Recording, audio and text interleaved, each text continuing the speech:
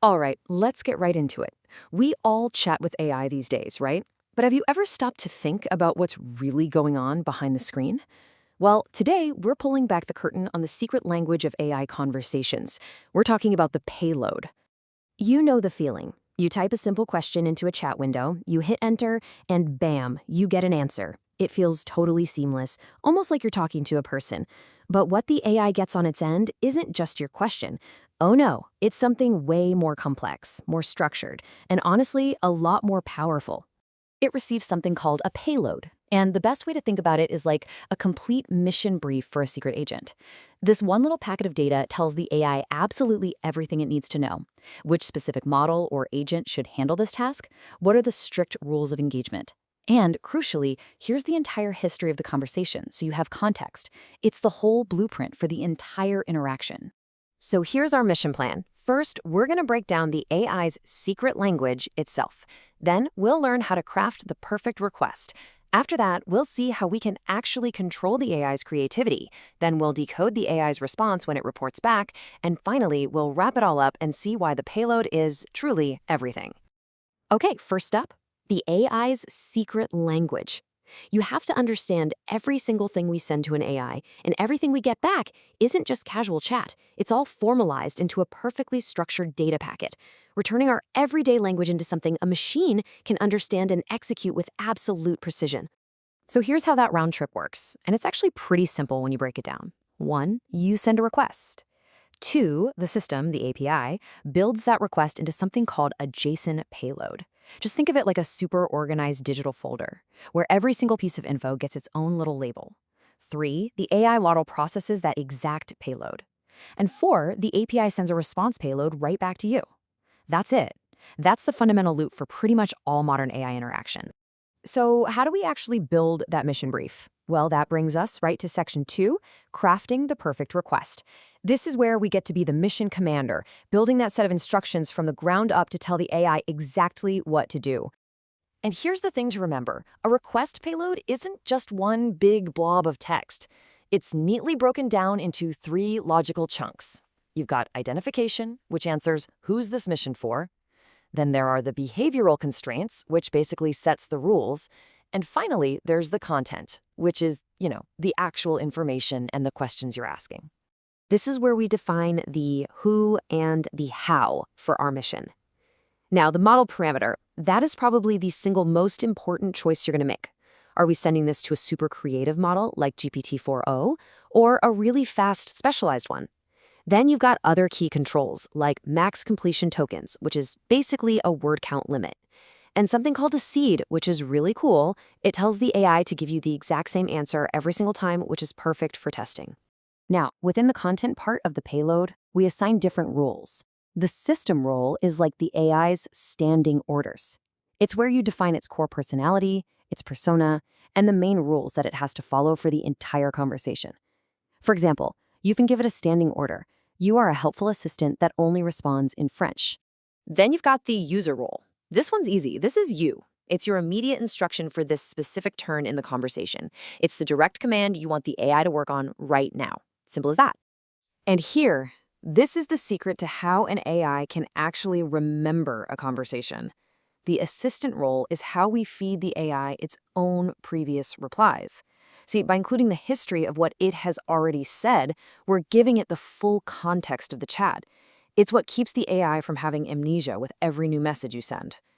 And this leads us to a really, really critical distinction that people often mix up: the prompt versus the context. The prompt is just the immediate thing you asked, the trigger. But the context is the entire universe the AI is operating in. It's the system instructions, the whole chat history, any documents you've uploaded, everything. Prompt engineering is about asking the right question. Context engineering is about building the right world for the AI to think inside.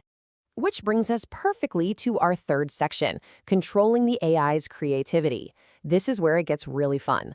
We're going to look at the specific settings that act like dials we can turn to take the AI's output from totally straightforward and predictable to wildly imaginative.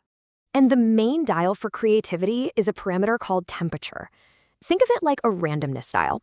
If you set the temperature low, the AI will always pick the most obvious, most probable next word. It becomes very focused, very deterministic. But as you crank that temperature up, you make it more likely to pick surprising, less common words. And that's where you get much more diverse and creative results.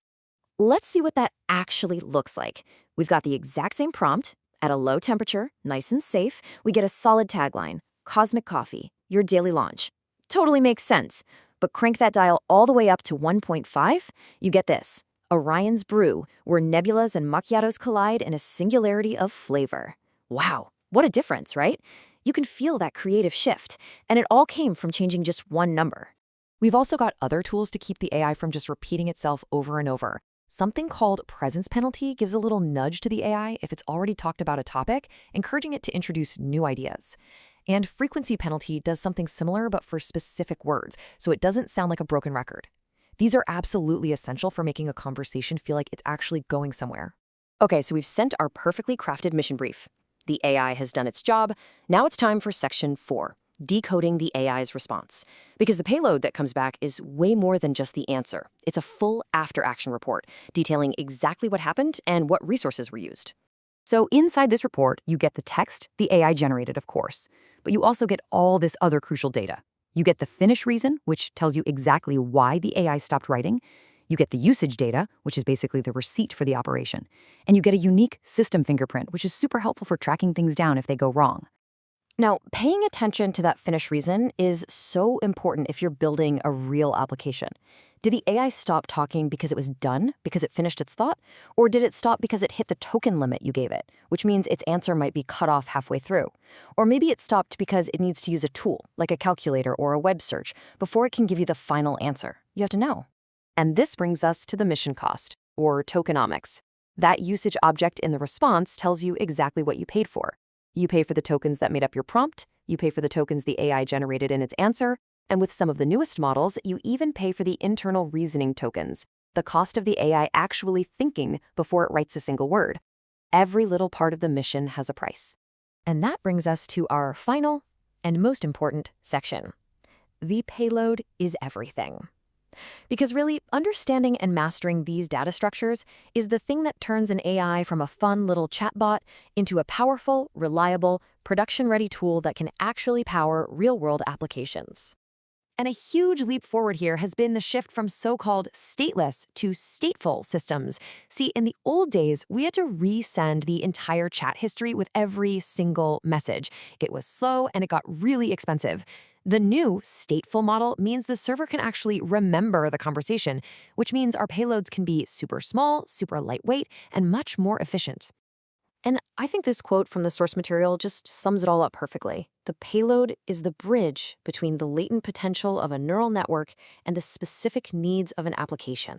It's that bridge. It's how we connect the raw, almost limitless power of the AI model to a concrete, specific, and useful task in the real world. It's how we harness all that potential. So at the end of the day, the payload is our control panel. It's the whole set of levers and dials that lets us direct and command one of the most powerful technologies humans have ever created. Which leaves just one question, really. Now that you know how the controls work, what mission are you going to create?